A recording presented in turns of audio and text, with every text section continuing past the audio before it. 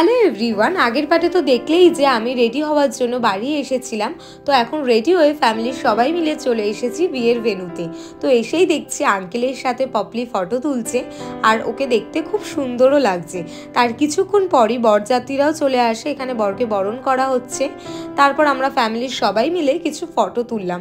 আর এই ছিল পপলির বিয়েতে বোনের লুক, আর এটা ছিল আমার লুক।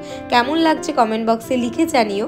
তারপর স্টার্টার খেলাম। স্টার্টারে ছিল চিকেন পকোড়া, ভেজ পকোড়া, তার সাথে ছিল কফি। আর এই স্টার্টার খেতে খেতে আমরা একটু গল্প করছিলাম। তারপর বরের বাড়ি থেকে পপলিকে আশীর্বাদ করছে। তার কিছুক্ষণ পরেই আমরা ডিনার করে নিই, কারণ পপলির বিয়ের লগ্ন ছিল রাত 12:30টার সময়, তাই ভাবলাম ডিনারটা করেই নিই।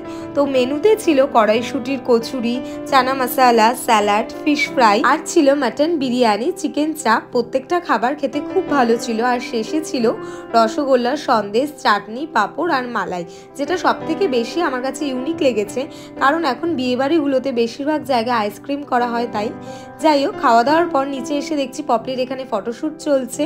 তারপর মা, বাবা, বোন সবাই বাড়ি যাচ্ছে, কারণ অনেকটাই রাত হয়ে গিয়েছিল। তাই এদিকে বিয়েও শুরু হয়ে গেছে।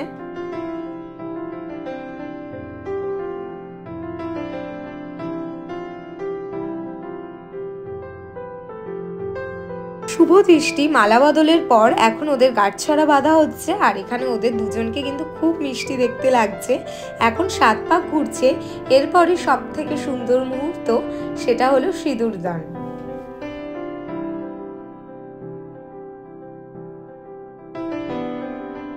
ওদের দুজনকে খুব সুন্দর লাগছে। ওরা দুজনে খুব ভালো এবং আনন্দে থাকুক। তো এই ব্লগটাকে এখানেই এন্ড করলাম। So by.